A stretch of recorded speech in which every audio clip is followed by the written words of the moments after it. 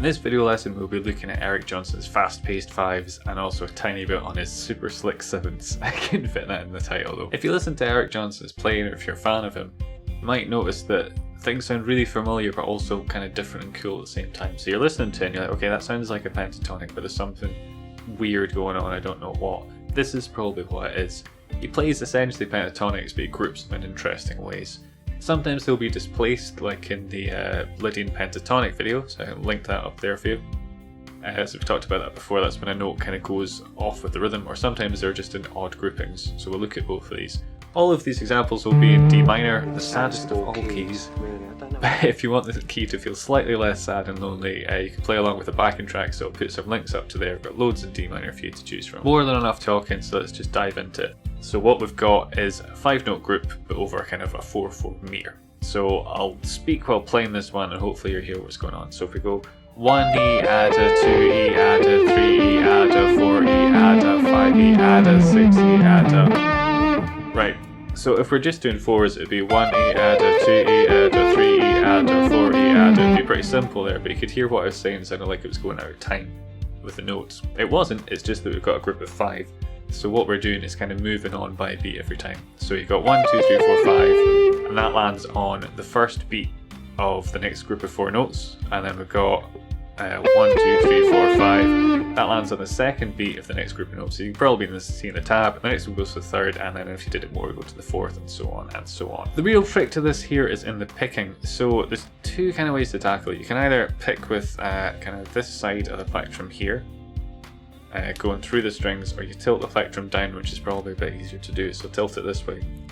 And we're starting on the down, we're going down on the 13th, up on the 10th, down on the 13th, up on the 10th, and this is where it changes a little bit, so I'm going down on the 12, but I'm also going down on the 13 on that B string. So it's like a mini sweep.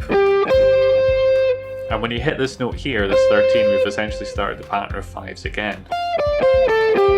So 1, 2, 3, 4, 5, 1, 2, 3, 4, 5. So you're going down, up, and then just repeating that down, up, down. And you can see the tab where I've done the downs with that little downstroke symbol. Right, so this is the basic technique. This takes a little while to get used to. So I'd practice it in groups of 5. I'd go do that for a bit, and then practice adding in the 6th note to the first group of 5.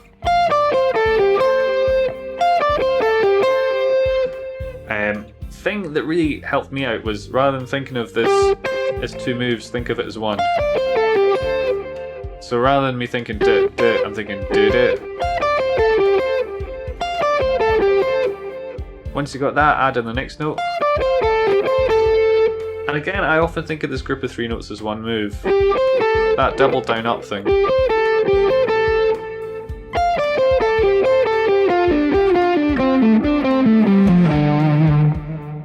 Okay, I'll go through that pretty slowly now.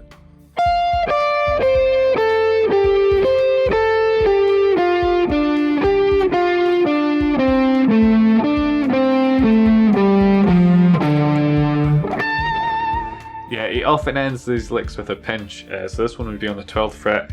If you're on your neck pickup, it is tricky to get them, so I was quite pleased I managed that one. Somewhere around here, where is it?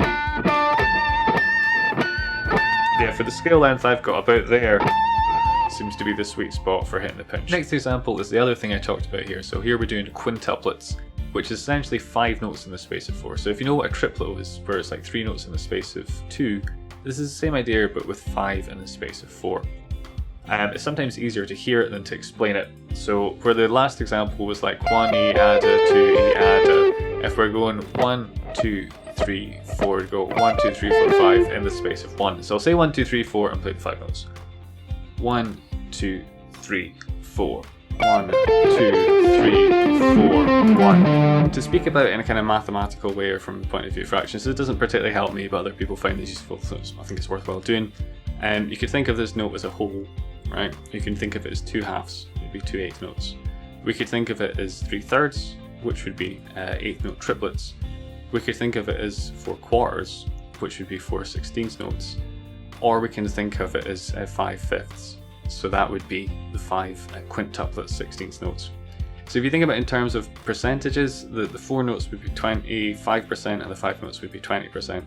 So it's kind of like a tiny bit faster. It's enough to make a difference, but it's not a huge noticeable one. It's not as noticeable as going between triplets or going kind of double. For those of you like myself who are slightly less mathematically inclined, one of the easier ways to do is to say the word hippopotamus or any other word with 5 syllables in it. So if we just count 1, 2, 3, 4, hippopotamus, hippopotamus, hippopotamus, hippopotamus, hippopotamus, hippopotamus. Eventually the word will lose all meaning and it'll just become a flurry of letters. But that really helps. You could do, when you're playing hippopotamus, hippopotamus, hippopotamus, hippopotamus, hippopotamus. And just to finish that lick off, we'll do it nice and slow.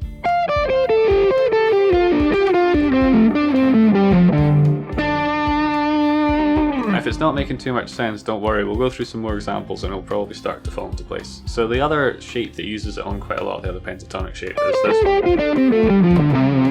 So we'll just go through that using exactly the same thing. I'm going down, up, down, and then repeating the pattern.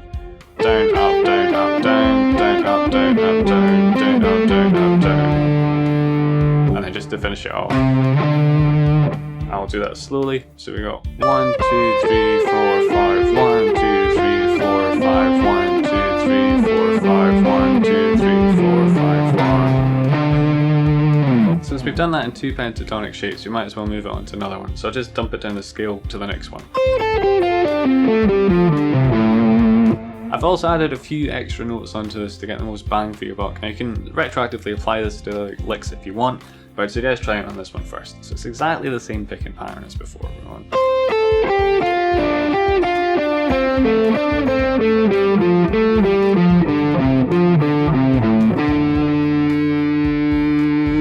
Slow it down a tiny bit.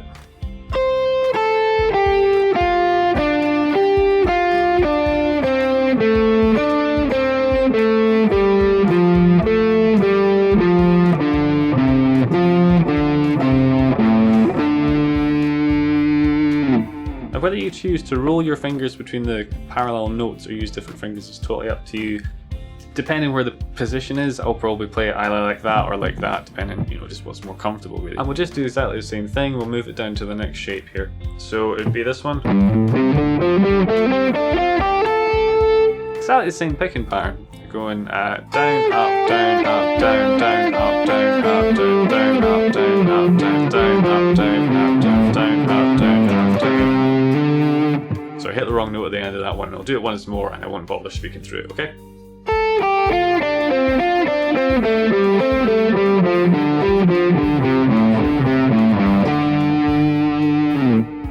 You can add some muting in as well. I'm running out of space down here, so I've bumped this one up the octave. So it's still your standard D minor pentatonic, it's just up the octave to make playing it a wee bit easier. So exactly the same thing as before.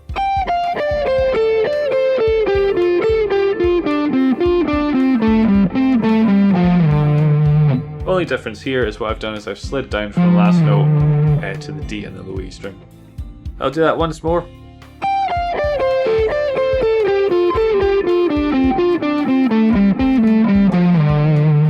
The double down thing might feel a bit tricky, but it's worthwhile doing because it means you can build up quite a lot of speed on it and you're just economy picking essentially through the whole thing.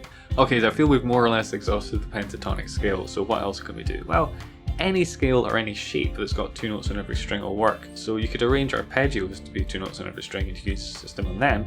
But something that seems a bit more topical is the Lydian Pentatonic, since I recently did a video on that. Put the link up there if you're interested. For a little recap, or if you haven't seen the video, the shape we're using, since it's in the key of D minor, I'll keep everything in that key, we'll be playing a B flat Lydian Pentatonic, so it'd be this.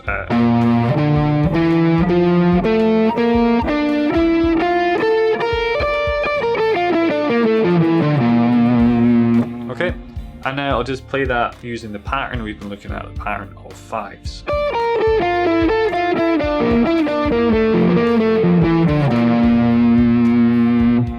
Okay, if you want to make it a bit more interesting, we could do a kind of chromatic bend at the end, so let's look at doing that.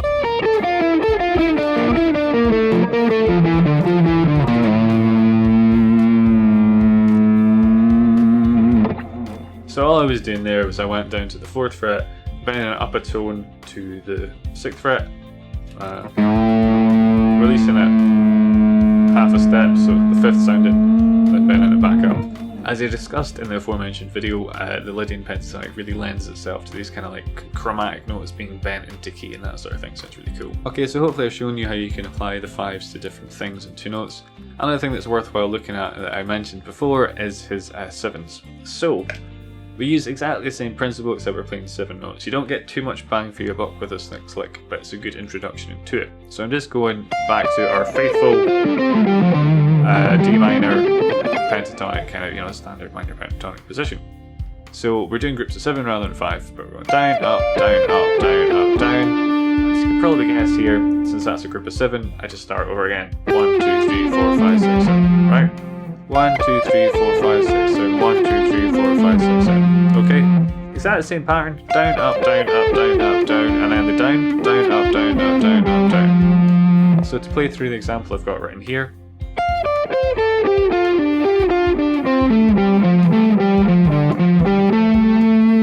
So I did a wee turnaround at the end just to kind of wrap it up. You might have noticed that saying hippopotamus isn't going to work here, but what does work is happy hippopotamus, or any other thing with 7 syllables. So with that in mind, let's go happy hippopotamus, happy hippopotamus, happy hippopotamus. I'll count over the top of that to hit home at what I'm doing here. So let's go 1, 2, 3, 4. Okay, do that once more. 1, 2, 3, 4. The next one here is 7s again, except we do a little repeating thing, so you can kind of play it a bit more. It feels like you get a bit more bang for your buck with this lick. So same pattern as before, we're going 13, 10, 13, 10. Now instead of going down here, we're going to go 12 to 10, back up to 12. So 13, 10, 13, 10, 12, 10, 12. And that's our pattern of 7 that we're repeating. 1, 2, 3, 4, 5, 6, 7. Right? Next set of strings, 1, 2, 3, 4, 5, 6, 7. Same again, and the next set of strings, 1, 2, 3, 4, 5, 6, 7. And again, 1, 2, 3, 4, 5, 6, 7. And then I'm just going down to the 10 to end it. So play that all the way through. 1, 2, 3, 4, 5, 6, 7. 1, 2, 3, 4, 5, 6, 7. 1, 2, 3, 4, 5, 6, 7. 1, 2, 3, 4, 5, 6, 7. 1. And I'll do it with happy hippopotamus as well, just for good measure, right? Happy hippopotamus, happy hippopotamus, happy hippopotamus, happy hippopotamus, hip. Playing in 5s and 7s over a beat can feel really counterintuitive if you're used to playing 3s and 2s and 4s and 6s. But once you get it in your ear, once you know it's a really cool thing to be able to do. It can also make transcribing solos or learning solos a lot easier because you've got a clearer idea of what people are doing. If you're like, well, it's not quite in groups of 3, it's not quite groups of 4, a lot of time it'll be in like a group of 5 or 7. Cool, as always, hopefully this video has been useful for you guys. You've taken something away from it. If you've got any questions, just let me know. And if you have enjoyed the content, please consider to like, share, comment or subscribe if you feel so inclined. Cheers guys.